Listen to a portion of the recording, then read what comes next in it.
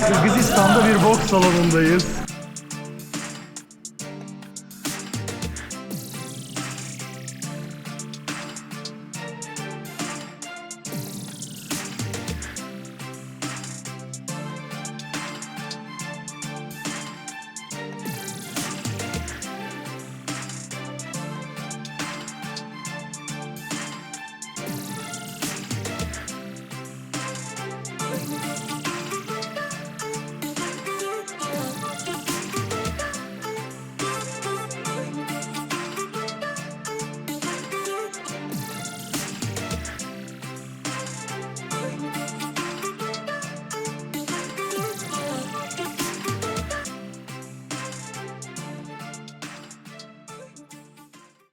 Tarih boyunca yaşadığımız yerleri, binaları, sokakları hep süsledik. Bakın bu Sovyetler döneminden kalmış ve Sovyetler zamanında da bu şekilde Kırgız'ın kendi kültürel adetleri, kültürel resimleri binalara işlenmiş.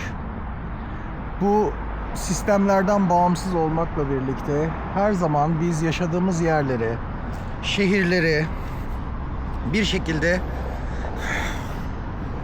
kendi izimizi bırakıyoruz. Yani bu yaşadığımız mağarada yıllar önce Altamira'da, Laklo'da yaşadığımız mağaralarda mağara resimlerinden tutun bugün herhangi bir ergenin odasındaki posterlere kadar ya da bizim salonumuzdaki duvarlardaki resimlere kadar bu bizim varoluşumuzun bir çeşit ispatı oluyor. Yani bir iz bırakmak.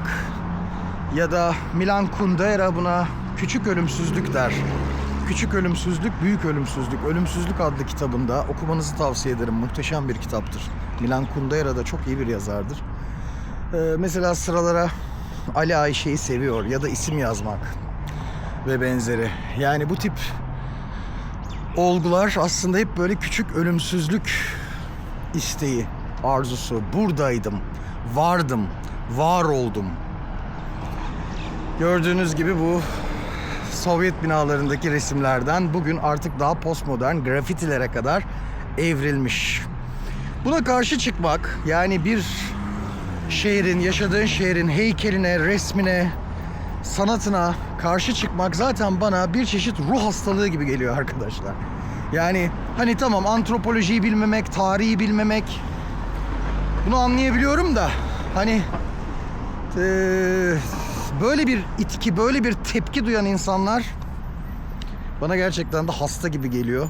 Ki bu az önce gösterdiğim de onların hasta olduğunun ispatıdır. Çünkü insan böyle bir varlıktır. Bunun dışına çıkamazsınız. İnsan bulunduğu yeri sanatla değiştiren bir varlık.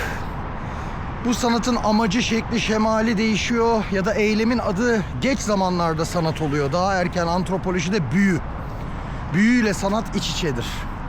Büyü, din, sanat, şiir, vahiy, bunlar iç içe kavramlardır ve hepsi insana özgüdür. Hepsi insandandır. İnsanın ötesinden kaynaklanır diyemiyorum, bilmiyorum ama ben öyle inanıyorum. Fakat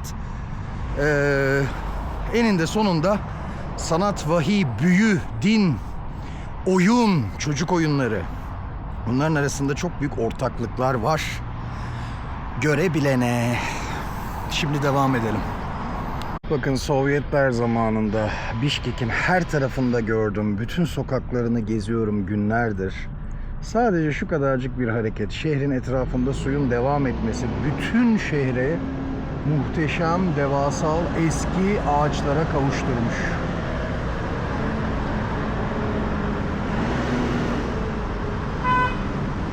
Yaklaşık 30-40 metrelik dev bir ağaç. Kafamı ta yukarı kaldırdım. Ancak en tepesine bakabiliyorum. Çok güzel ya. Muhteşem.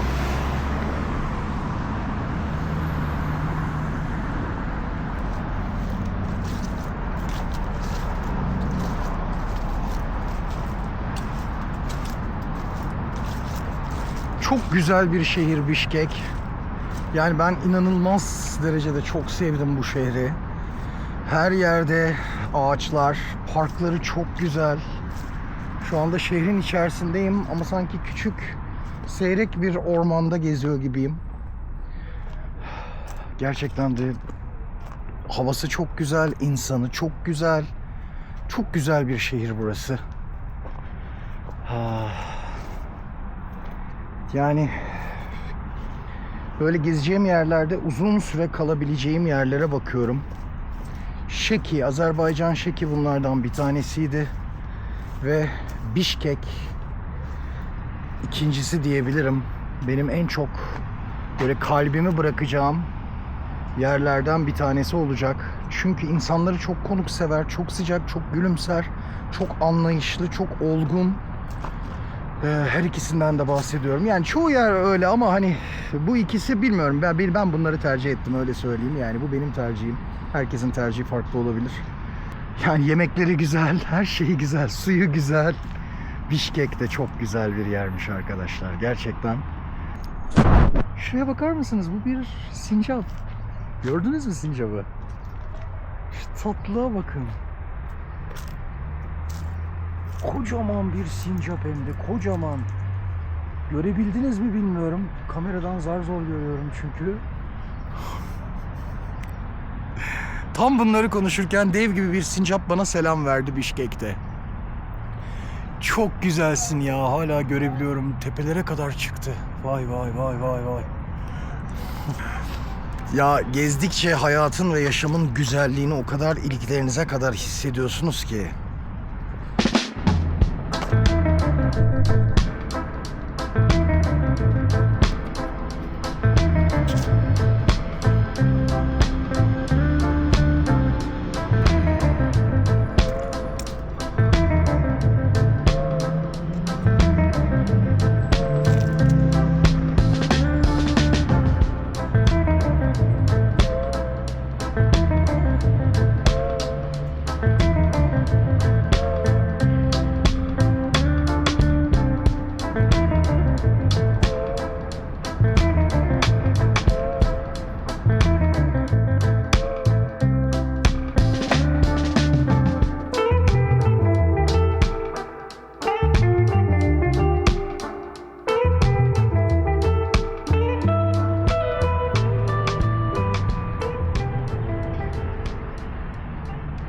Bişkek'in geniş çoğunluğunda parkları görebiliyorsunuz. Oldukça böyle ağaçlandırılmış. İnsanlar huzurlu bir biçimde geziyor. Nüfus çok fazla değil. Nüfus çok fazla olmadığı için de gerçekten de daha rahat bir şehir olduğunu hissedebiliyorsunuz. Bakın bugün cumartesi. Normalde cumartesi günleri büyük şehirler oldukça fazla kalabalık olur. Ama burada öyle bir durum yok. İnsanlar böyle daha çok çeşitli salonlarda, kültürel aktivitelerde toplanmışlar. Ve bu kültürel aktivitelerde zaman geçiriyorlar. Gençler, çocuklar, aileler hep bu şekilde görüyorsunuz.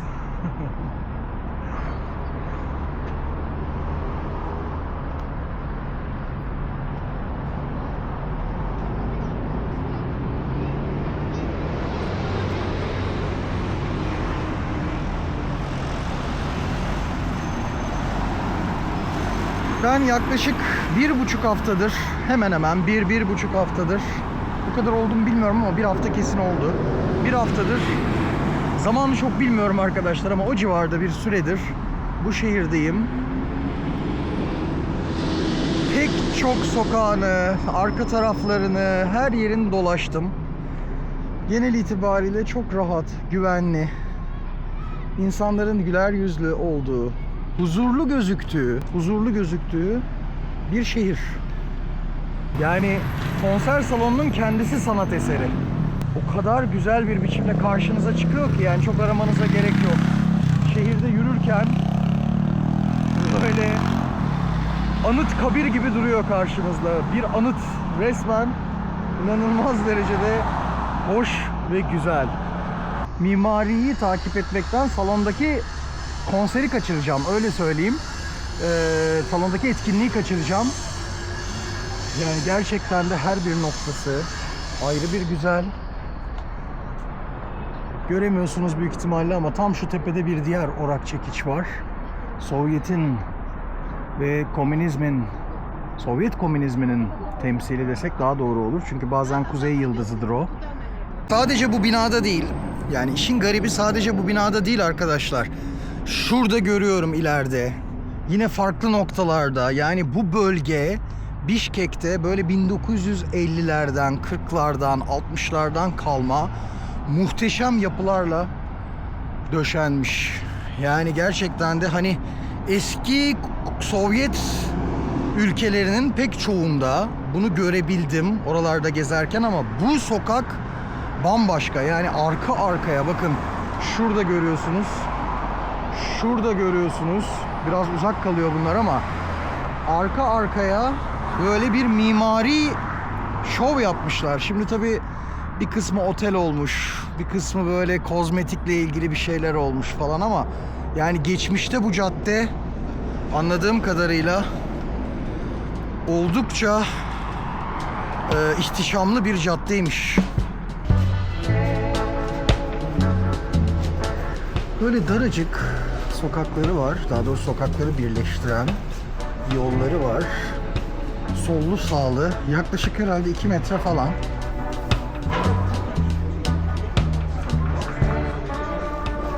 Uzun bir Matrix'ten çıktık. Oh, yaklaşık böyle 5-6 dakika böyle yürüdükten sonra bakın şöyle o daracık yol bizi başka bir noktaya getirdi.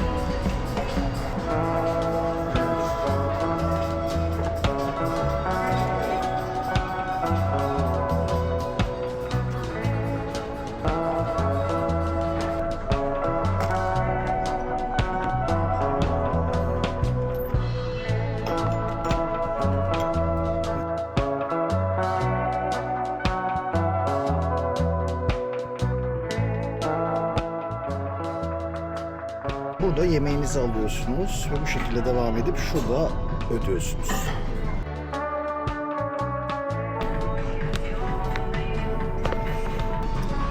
Böyle bir şekilde ev yemekleri var. Şimdi bunlardan bir tanesini alacağız inşallah ve yiyeceğiz. Daha ne alacağımı karar vermedim. Bakacağım.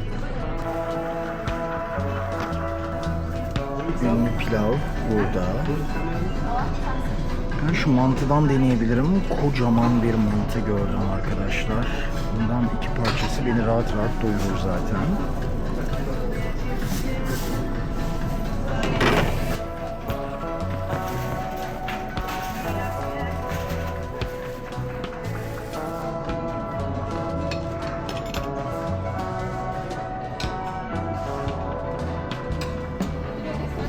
Teşekkürler.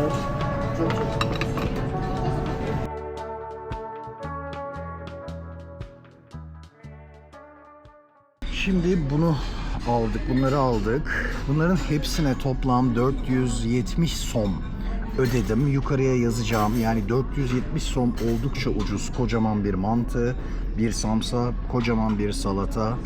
Bu şekilde. Şimdi burada sizin için ilginç olabilecek bence bu büyük mantıdır.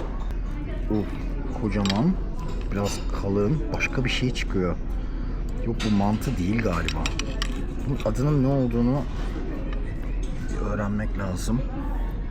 Bu bakın böyle mantı gibi ama mantıdan sanki başka bir şey. Hamuru çok kalın.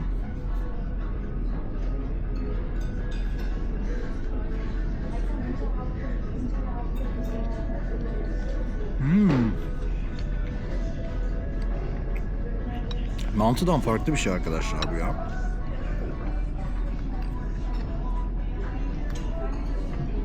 Bakın böyle hamuru çok kalın. İçinde soğan ve kıyma var.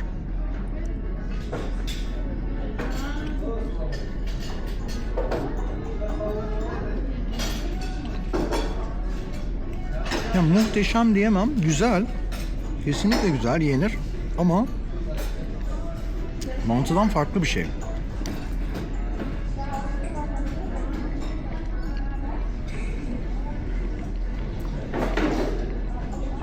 Salata daha güzelmiş. Bakın şu salatanın güzelliğine bakar mısınız? İçinden lahana ve başka şeyler de çıkıyor. Salata çok güzel çıktı.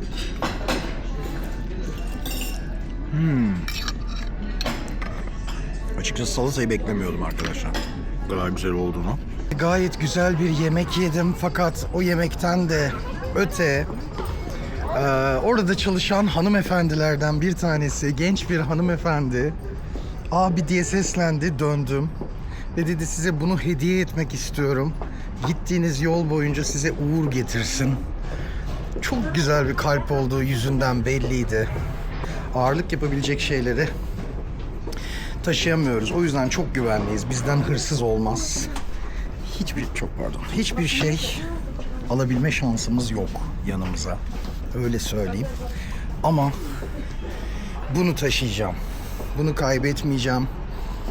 Ve inşallah uzun süre taşıyacağım. Çok teşekkür ediyorum. Çok güzel ya, çok güzel insanlar. İnsanların, yani genel olarak dünyadaki insanların çoğunun iyi olduğunu düşünürüm. Az bir miktar kötü öne çıkar. Medya bu kötülüğü çok fazla yansıtır, abartır. Çünkü medya bizim korkularımızdan, tıpkı politikacılar gibi bizim korkularımızdan beslenir. Bu kötülükleri, dünyanın bu azınlık kötülükleri, bir grup egemenin azınlık kötülüklerinin dışında aslında dünya halkları çok güzel insanlar, çok güzel, muhteşem kalplere sahip. Oradaki o işçi arkadaşım, emekçi arkadaşımın abi diye seslenmesi ve size bunu hediye etmek istiyorum, lütfen yol boyunca taşıyın ve bizi unutmayın demesi. Ya gerçekten gözümden yaş gelecek o derece yani.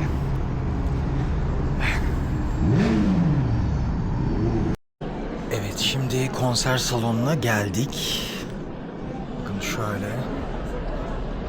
Size göstereceğim tek tek.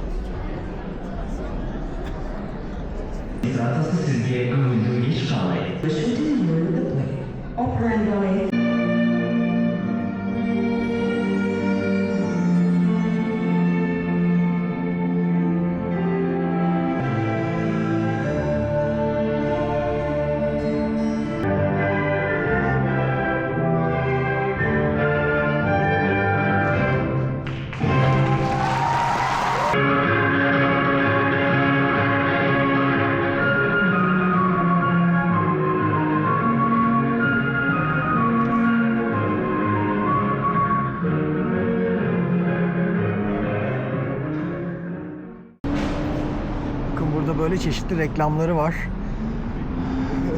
Bale gösterilerin. Bu bizim gösteri. Az önce izlediğimiz. Ya çok güzeldi ya.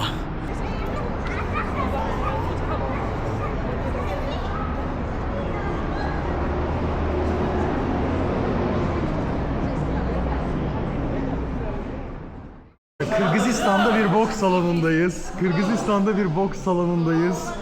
Kırgızistan'ın genç şampiyonlarını görüyoruz arkadaşlar. Çok teşekkür. Rahmet. Çok güzeldi. Bayağı bir izledim burada boks antrenmanlarını.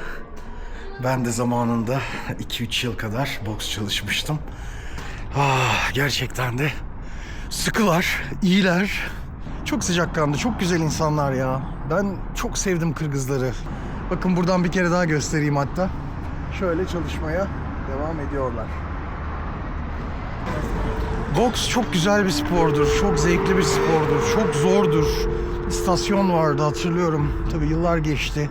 Ben 20'li yaşlarda bir kere, 30'lu yaşlarda da ikinci kere boks yaptım. Gerçekten çok zor bir spordur. Çok da zeka gerektirir. Hiç öyle çoğu insanın zannettiği gibi bir aptal sporu falan değildir. Hiçbir spora öyle bir şey yakıştırmam. Boksun da kendine has bir düşünce sistemi vardır. Konserden çıkıyoruz, boks antrenmanı izliyoruz. Boks hocasıyla sohbet ediyoruz. Hayatın tam anlamıyla içindeyiz. Çok seviyorum seyahati ya, çok seviyorum gezmeyi. Şimdi böyle Bişkek'in karanlık sokaklarında ilerliyoruz.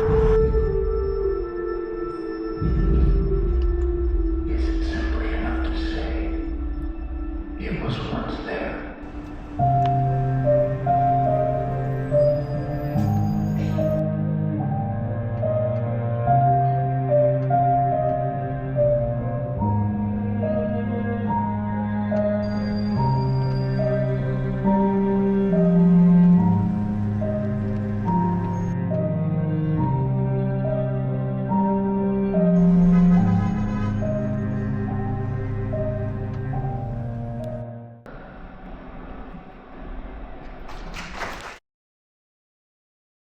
Restoranta geldik. Bu restoran biraz daha böyle işçi, öğrenci restorantı ve bütün bunların hepsine toplam 520 son verdik. İnanılmaz güzel, inanılmaz güzel.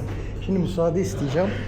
Belki bir ihtimal çekim de yapabiliriz. Müsaade isteyeceğim şimdi. Bir soracağız. Burada dostlar da var. Burada dostlar da, öğrenci dostlar da yemek yiyor. Uzun zamandır burada aynı zamanda yemek yiyorum. Bu restoranı çok seviyorum. İnanılmaz ucuz arkadaşlar. Yani benim az önce aldığım yemeğe ben 520 son buldum. Burası işçiler ve öğrenciler için oldukça ucuz ama çok temiz yapıyorlar ablalar. Gerçekten de yemekleri de bakın, Kırgız pilavı, mantı diyorum ben buna ama onlar başka bir şey söylüyor. Lagman, tavuk, bunlar çok güzel bu şekilde sergileniyor. Her gün özellikle bu bölüm de değişiyor ve böyle farklı yemekler oluyor. Çorbayla başlayacağız. Bu çorbanın ismi çorpoymuş. Çorpo diyorlar. Şimdi ben ilk defa yiyeceğim bu çorpoyu. Bakalım nasıl. İçinde bayağı sebze var. Hatta size de şöyle göstereyim. Bakın, görüyor musunuz? Böyle lahana gibi sebzeler var içinde. Yani bir çeşit sebze çorbası. Et vardı, bir de sebze çorbası vardı. Ben sebzeyi tercih ettim. Gerçi bundan da bir parça et çıktı ama en azından bu daha sebzeli.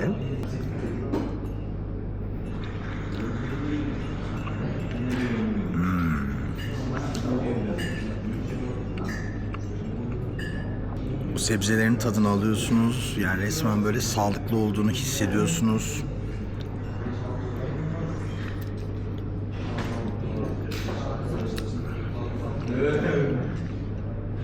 Gerçekten çok başarılı.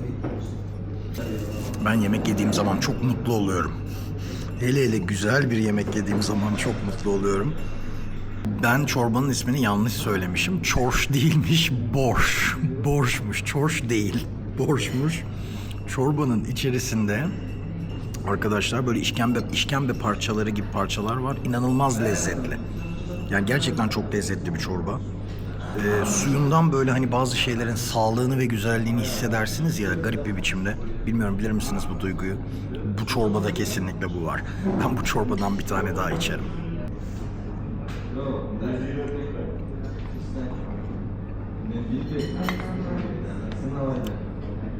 Çok güzel.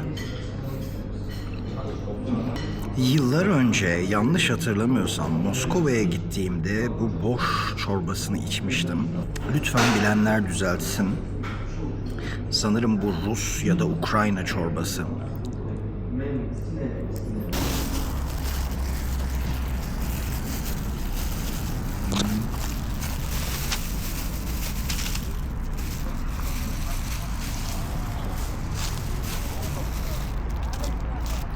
Normalde bunu gösterip göstermemeye, yani video çekip çekmemeye karar vermemiştim.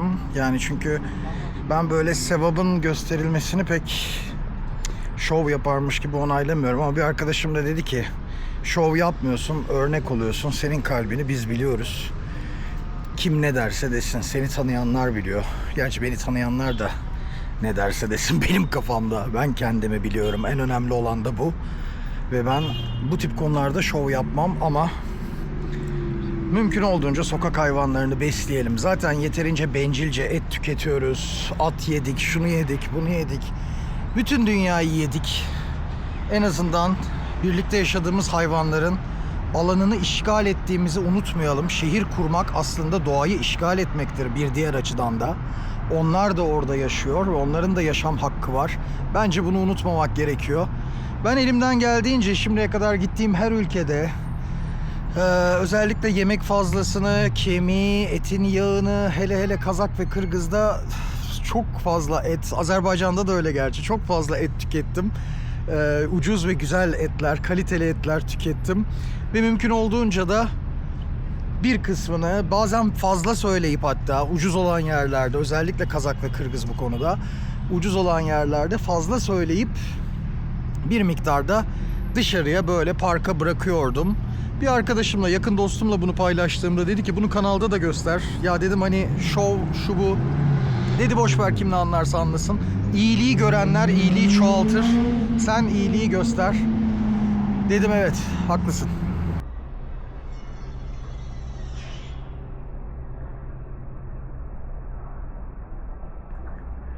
Böyle göl kenarında güzel birkaç tane kafe yapmışlar.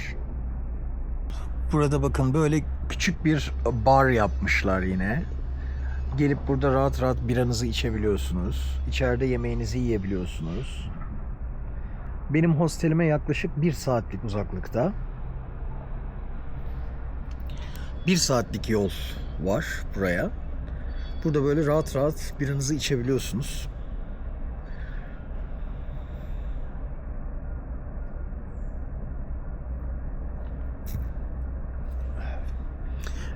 Ben Bişkek'i çok sevdim. İnanılmaz sakin. Biraz az gelişmiş ama hiç sorun değil. İnsanların kalbi çok güzel. İnsanları çok güzel. Bu bir yeri cennet haline getiriyor benim dünyamda. Benim için önemli olan nokta bu. Yani 5 yıldızlı oteller, gelişmişlik, işte o sermaye yoğunluğu falan. Bunların benim için hiçbir önemi yok. Benim için önemli olan insanların kalpleri ve gerçekten de Bişkek çok güzeldi. Sıkılmazsanız size Aytören'in hikayesini anlatacağım. Geçenlerde bir restorandaydım. Konsere gitmeden önce. Büyük ihtimalle şu anda izlediğiniz videoda o konseri göreceksiniz. Bu videoda herhalde, yani şu anda çektiğim videoda ona girer diye tahmin ediyorum. Konsere gitmeden önce bir restoranda oturmuştum. Restoranda tam çıkarken orada böyle çok tatlı 20'li yaşlarında bir emekçi vardı. Yanıma geldi bu arkadaş. Abi dedi, yolda senin daha fazla ihtiyacın olacak şansa. Bu bana şans getirir. Bunu sana hediye etmek istiyorum. Buralarda çok kaldı benim yanımda. Biraz da seninle gezsin. O kadar duygulandım ki. O kadar duygulandım ki sağ olsun. Dedim söz benimle birlikte gezecek. İsmi Aytöre. Ya çok tatlı bir arkadaştı. 20'li yaşlarında genç bir kadın, emekçi. Böyle belli ki uzun saat çalışıyor çalıştığı yerde. Onunmuş. Dedi sana hediye etmek istiyorum. Onu da Vietnam'a götürür müsün? Dedim söz, ben ulaşabilirsem o da ulaşacak. Böyle gerçekten de duygulu anlar yaşadık. Ben de bunu böyle buraya astım. Çantamda. Bu çanta benim önemli bir çantam. Temel belgelerim bu çantanın içerisinde. O yüzden yanımdan hiç ayırmıyorum. Aytöre'yi de onun yanına koydum. Şimdi artık onunla beraber geziyoruz. Ben nereye gidersem o da benimle birlikte geliyor.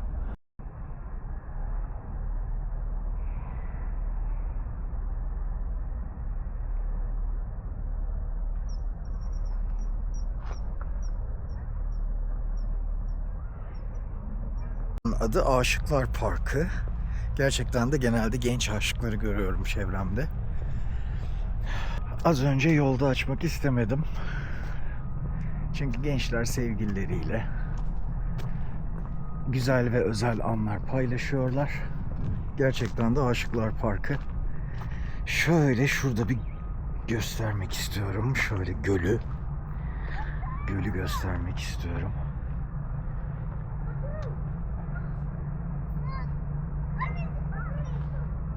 Evet, bu park Bişkek'in en büyük parklarından biri. İnsanlar yürüyüş yapıyor, spor yapıyor, gençler sevgilileriyle beraber oturuyor.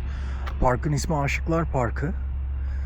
Çok hoş ve çok güzel bir park. Hem bu tarafa hem de bu tarafa doğru oldukça geniş bir biçimde ilerliyor.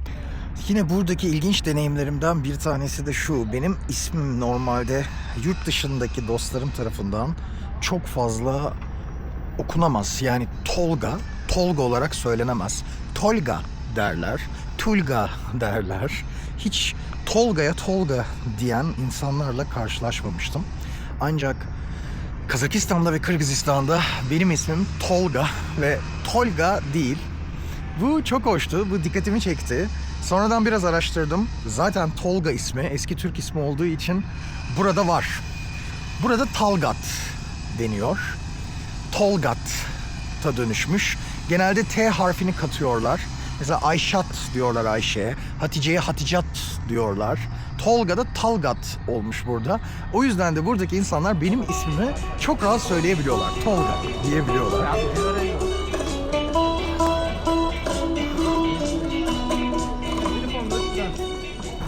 Hatta tam o sırada yanımızdan o ünlü insanlar ya da bir kişi miydi, diğerleri miydi çok da fark etmedim, ilgilenmedim çünkü.